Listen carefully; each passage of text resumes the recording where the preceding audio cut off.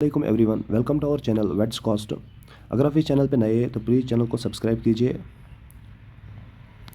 Already हमने इस channel पे एक दो वीडियो बनाए थे कॉस्ट कश्मीर के बारे में, जो इसका एग्ज़ाम रिसेंटली हुआ था और उसका अभी रिजल्ट भी निकला था। उस पर हमने भी एक्सपेक्टेड कट ऑफ का भी बनाया था कि एक्सपेक्टेड कट ऑफ क्या होने वाला है डिफरेंट कोर्सेज़ का डिफरेंट कैटेगरीज़ में। तो ऑलरेडी अगर आप इस चैनल पे नए हैं तो बाकी वीडियोस देखिए जिसमें आपको पता चलेगा कि अभी क्या कट ऑफ होने वाला है। तो आपके लिए अभी आज नई नोटिस निकली है जिसमें आपको रजिस्ट्रेशन की बात हुई है। तो उसमें रजिस्ट्रेशन आपको करनी है, उसमें कोई काउंसलिंग नहीं होने वाली है, बस रजिस्ट्रेशन हो जाएगी। रजिस्ट्रेशन इन द सेंस मतलब आपको भी कॉस्ट कश्मीर के मेन कैंप शालीमार में जाना है, आपको अपने डॉक्यूमेंट्स वहाँ पे सबमिट करने हैं। डॉक्यूमेंट सबमिट करने के बाद आपको फिर नई नोटिस निकलेगी जहाँ पे आपको काउंसलिंग हो जाएगी, डिफरेंट कोर्सेज आपको मिल जाएंगे, प्रोविजनल एडमिशन आपको मिल जाएगा काउंसलिंग के बाद। फिलहाल आपको अभी सिर्फ अपने डॉक्यूमेंट्स वहाँ पे सबमिट करने हैं। कौन कौन से डॉक्यूमेंट्स और क्या क्या डॉक्यूमेंट्स आपको सबमिट करने हैं वो आपको मैं फर्दर भी वीडियो में बताऊंगा। तो प्लीज़ वीडियो को एंड तक देखना, जहाँ पे आपको बहुत इंपॉर्टेंट वीडियो होने वाली है। आपको सारी की सारी इन्फॉर्मेशन इसमें मैं देने वाला हूँ। तो सबसे पहले बात करेंगे, अगर देखेंगे नोटिस की तरफ, तो नोटिस में आपको लिखा है कि it's notified for the information of all the candidates who appeared in UAT 2024 held in 19 में। तो उसमें आपको वेरिफिकेशन ऑफ डॉक्यूमेंट्स होने वाली है। कौन कौन सी वेरिफिकेशन, नंदृषि हाल आपको वहाँ पे बताया जाएगा, कौन नंदृषि हाल कहाँ पे है वहाँ पे। तो उसमें आपको अभी कैटेगरीज की बात चलेगी। यहाँ पे लिखा है किस डेट पे किस से कहाँ के पॉइंट्स जहाँ के है उस पॉइंट्स वालों को वहाँ पे आना है और नंदृषि हाल में रजिस्ट्रेशन ऑफ डॉक्यूमेंट्स अपनी करनी है, अपनी रजिस्ट्रेशन करनी है, तब उनको काउंसलिंग में बुलाया जाएगा। उसके लिए आपको 1000 रुपीज़ नॉन रिफंडेबल फीस भरना है। 1000 रुपीज़ आपको होने वाला है इसमें नॉन रिफंडेबल, जो आपको फिर वापस रिफंड नहीं मिलेगा। उसके लिए आपको रजिस्ट्रेशन करनी है। अगर कोई बंदा रजिस्ट्रेशन किसी की छूट जाती है इन गिवन डेट्स, यानी कि डेडलाइन तक जिसके रजिस्ट्रेशन छूट जाती है, तो उसका काउंसलिंग भी नहीं हो जाएगा फिर। तो ध्यान से रखिएगा, रजिस्ट्रेशन के टाइम पे ध्यान दीजिएगा। जिसका जितने पॉइंट्स आते हैं, जिस डेडलाइन पॉइंट्स तक उन्होंने बुलाया है, तो वहाँ तक अपने रजिस्ट्रेशन करने जाना होगा आपको। कोई नई बात नहीं है, ऑलरेडी बहुत सारे रजिस्ट्रेशन स्टूडेंट्स आप में से वो भी होंगे जो ऑलरेडी एक दो बार इनमें रजिस्ट्रेशन कर चुके हैं। तो कोई ईजी सा काम है, बहुत ईजी सा काम है रजिस्ट्रेशन करना। तो करना क्या है आपको, 1 जुलाई 2024 को PCB और PCBM वालों को बुलाया है 126 to 90, मतलब 126 आपका टॉप पॉइंट हुआ है, जिसका हाईएस्ट पॉइंट्स है वो 126 वाला है। अप टू 90 वालों को, जो जो इस रेंज में आते हैं, इस रेंज वाले पॉइंट्स में आते हैं, यानी कि 90 से लेकर 126 पॉइंट्स तक, जो जो इस रेंज में आता है, तो उसको उस दिन 9:30 बजे नंदृषि हाल में शालीमार कैंप्स में जाना है अपने रजिस्ट्रेशन ऑफ डॉक्यूमेंट्स करने के लिए। उसके बाद दूसरे दिन 2 जुलाई को 126 से 80 तक जाना है। मतलब ये कि पहले दिन अगर किसी का इन 126 से 90 तक अगर किसी का छूट जाता है, तो वो दूसरे दिन जा सकता है इजीली अपने रजिस्ट्रेशन ऑफ डॉक्यूमेंट्स करने के लिए। ठीक, दूसरे दिन फिर तीसरे दिन आपको जाना है 126 से 75 तक, और चौथे दिन फिर 126 से 65 तक।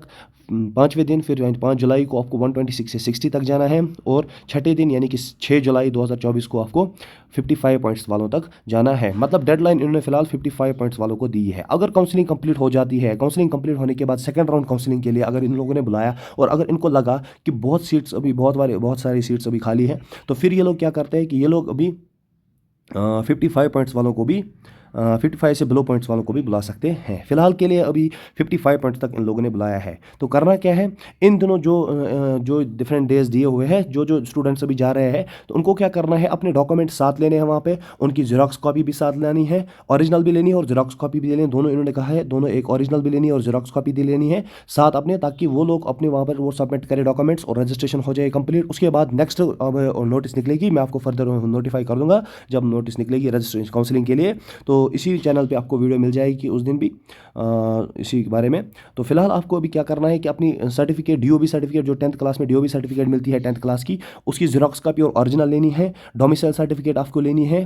Print out of online application form, जो ऑनलाइन एप्लीकेशन फॉर्म इन लोगों ने दिया है, यहाँ पे नीचे आपको मिलेगा, नीचे ऑनलाइन एप्लीकेशन फॉर्म जो लिया होगा इन लोगों ने, ये वाला आपको है डॉक्यूमेंट वेरिफिकेशन फॉर्म, ये आपको लेना है। और जो आपका एप्लीकेशन फॉर्म आपने भरा हुआ था पहले दिन, जो एप्लीकेशन फॉर्म आपने भरा था, जो पहले दिन आपने एप्लीकेशन फॉर्म बना, उसका प्रिंट आउट इनको साथ देना है। पासपोर्ट साइज फोटोग्राफ भी आपको साथ लेने हैं, 4 पासपोर्ट साइज फोटोग्राफ लें। ये ऑनलाइन एप्लीकेशन फॉर्म वही ऑनलाइन एप्लीकेशन फॉर्म है जो आपने ऑलरेडी जो आपने निकाला था, वो जिस दिन आपने अपना इसमें रजिस्ट्रेशन किया था UAT के लिए, तो उस दिन जो आपका एप्लीकेशन फॉर्म निकला था वो आपको साथ देना है। पासपोर्ट साइज फोटोग्राफ भी लेना है, 4 फोटोग्राफ्स आपको साथ देने हैं। कैरेक्टर सर्टिफिकेट, जो आपको जिस कॉलेज से आप अभी डिस्चार्ज होकर आए हो, तो वहाँ पे आपको डिस्चार्ज सर्टिफिकेट और कैरेक्टर सर्टिफिकेट मिलती है, वहाँ पे अपनी कैरेक्टर सर्टिफिकेट वहाँ पे साथ लेनी है। और काउंसलिंग फी रिसीप्ट वो आपको वहीं पे मिलेगी जिस दिन आप पहले दिन काउंसलिंग रजिस्ट्रेशन करने जाओगे तो आपको वहाँ पे 1000 रुपीज़ फीस भरनी है, तो वहाँ आपको नॉन रिफंडेबल फीस भरनी है, तो उसको आपको वहाँ पे रिसीट मिलेगी, वो भी आपको साथ लेनी है। इन सारे डॉक्यूमेंट्स के बगैर कुछ इंपॉर्टेंट डॉक्यूमेंट्स है जो यहाँ पे मेंशन नहीं हुए हैं, बट उनकी ज़रूरत पड़ सकती है वहाँ पे। लाइक आपको कोई एक यहाँ पे सिर्फ कैरेक्टर सर्टिफिकेट का है, तो प्रोविजनल सर्टिफिकेट भी आप साथ लेना अपनी। प्रोविजनल सर्टिफिकेट जो आपको वहाँ पे मिलती है, प्रोविजनल डिस्चार्ज सर्टिफिकेट, वो भी आप साथ लेना। हो सकता है उसकी ज़रूरत मत पड़ेगी वहाँ पे। और एक सर्टिफिकेट है जो वहाँ पे इन लोगों ने नहीं दिया, वो है आपकी रोल नंबर स्लिप जो आपको मिलती है कॉस्ट में, जो रोल नंबर स्लिप होती है वो भी आप साथ लेना। मे भी उसकी ज़रूरत मत पड़ सकती है वहाँ पे, ठीक। और आपको एक बात मैं आपको बता दूं कि रोल नंबर स्लिप आप अपनी दूसरी भी अपने पास रखना। मे भी जब काउंसलिंग होती है तो काउंसलिंग टाइम पे आपको काउंसलिंग जो फॉर्म भरना पड़ता है वहाँ पे, उस काउंसलिंग फॉर्म में वहाँ पर रोल नंबर लिखना पड़ता है। तो बहुत सारे स्टूडेंट्स क्या होते हैं, अपना रोल नंबर याद नहीं होता है, तो रोल नंबर स्लिप देखनी पड़ती है। ऑलरेडी अगर रोल नंबर स्लिप यहाँ पे आप लोगों ने सबमिट की होगी तो इसलिए उसका प्रिंट आउट दूसरा अपने पास रख लेना, आपको ज़रूरत पड़ेगी उसकी।